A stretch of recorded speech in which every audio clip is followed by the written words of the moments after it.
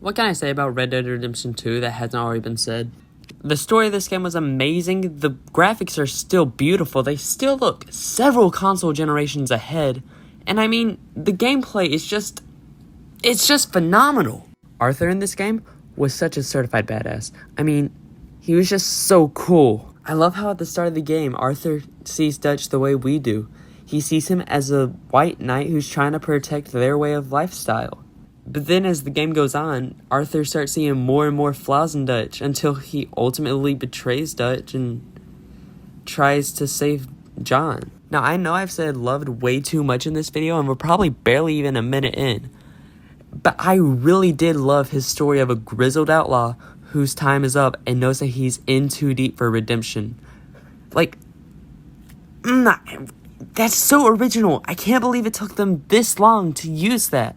I think my second favorite character in this entire game might be Dutch. So I'm just probably going to spend 10 minutes talking about Dutch.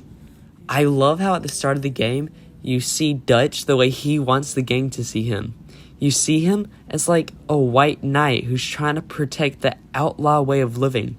And I know I've already said this in the Arthur section, but I'm saying it again because I want to, and it's my video, I can do what I want. But then the rest of the game happens and you slowly start to realize, oh crap, Dutch is an evil person. Like he starts getting more involved in just fights all the time.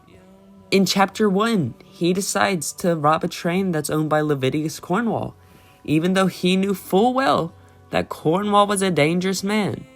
But Dutch had to rob him, because he needed more money. And not to mention, he got involved in that stupid blood war between the Greys and the Braithwaites. Now, why would he do that? Because he heard someone say that one of them might have Yankee gold. Now, how did this blood war end? With Sean getting killed and John's son getting kidnapped.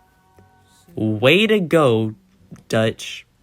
Then after getting Jack back, he decided to work with Angelo Bronte, the guy who Jack was sold to.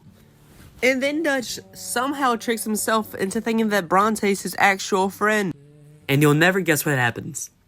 Bronte gave the gang a fake tip for a robbery. Dutch decided to kill him for that. And then Hosea, the man who is basically Dutch's brother, ends up getting killed by the Pinkertons.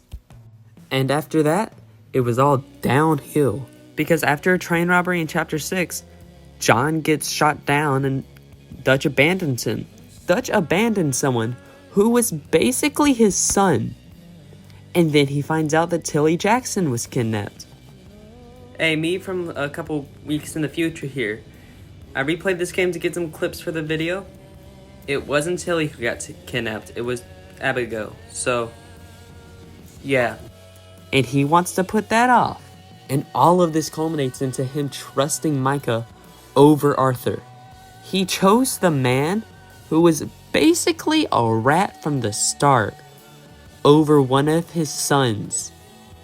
That's how horrible this man becomes. Now, something I do love about Dutch's development in this game is that he uses eagle flies as a way to distract the American army.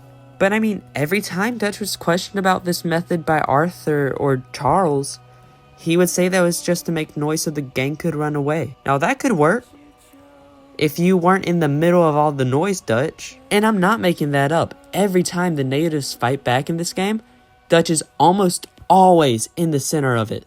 Now, the thing that I think made Dutch's character in this game really good was the boiling frog. Which, yes, I did hear from that one Wendigoon video, Mr. Comment Guy, who I'm making up right now. But in case any of you haven't seen that video, I'm gonna tell you what that is. Basically, if you're trying to cook a frog, you can't just throw it in with boiling water. You have to put the frog in a pot filled with water, and then you have to slowly increase the temperature of that water over time. If you do that, the frog won't notice, and it will just die. There's also a really, really good video about the mental decline of Dutch. It was made by a dude named Fishy? However you pronounce it. I'm gonna link it and the Wendigoon video I talked about in the description if any of you want to watch it. Now, when I was writing this video, I was watching a ton of reviews for this game. And when I say a ton, I mean like just mainly the 2 Gaming Wins videos and like the Fishy video. But that's neither here nor there. I remember I watched one video where a dude compared this to The Legend of Zelda out of all things. And for some reason they used tacos as an analogy. The entire time I was watching that video, I was just thinking to myself, wait a minute, how do these 2 correlate? First of all, you're comparing Zelda to Red Dead. Those 2 aren't similar. Second, you're using tacos. Tacos and video games are different. Now, I'm not trying to start any beef with this guy. First of all, I think his stuff is really well made for how weird the concept is. But at the same time, you'd kind of have to be a huge jerk to try to pick a fight with, and at the time of writing the script, 69 subscribers. But he says that since your Deadeye gets better, you have no need for all the other ways of combat, which just straight up isn't true. There are a ton of ways to kill someone in this game. It's practically limitless. I mean, you can burn a dude, tie a dude. Burn a dude who's been tied. You can shoot people, stab people. You can kill a dude on a horse. Kill a dude with your horse. You can kill a dude on a horse with your horse. You can beat someone up with your hands. You can stab them with a sword. You can stab them with a knife. Use a throwing knife. A bow and arrow. When was the last time you played a game other than Minecraft or Fortnite that had a bow and arrow? And none of these get worse because your Deadeye gets better. Your Deadeye doesn't just work with your guns. You can use it for literally all of this stuff, except maybe like your horse. But hey, maybe I missed the point entirely. I'm kind of an idiot, so that happens a ton. Okay, I really love the epilogue to this game. It is so much fun, and I can't believe that you end the game by killing Micah. Rockstar, that was really wonderful of y'all. I doubt y'all are gonna watch this video, but thank you for letting us do that. Oh my god, he deserved it so much. And speaking of Micah, oh my goodness, did they do such a great job at making him hateable. I don't think I've hated someone more than him since like Saw Gerrera after Bad Batch Season 2 back in May.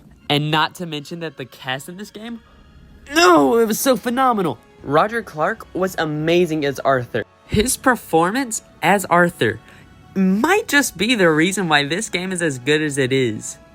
Obviously, there's all the previous stuff I talked about, but like, still, his performance is what made Arthur Arthur. And there's a reason why it won the 2018 Game Awards for Best Performance. And yes, I know that would have been better at like the Arthur section of the video, but I don't care, it's my videos once again. If you think you can do better, you can make your own. Go ahead, do it. Nothing's stopping you. Also, Benjamin Brian Davis. He was amazing as Dutch. He can go from calm and fatherly to like a murderous psychopath in a minute.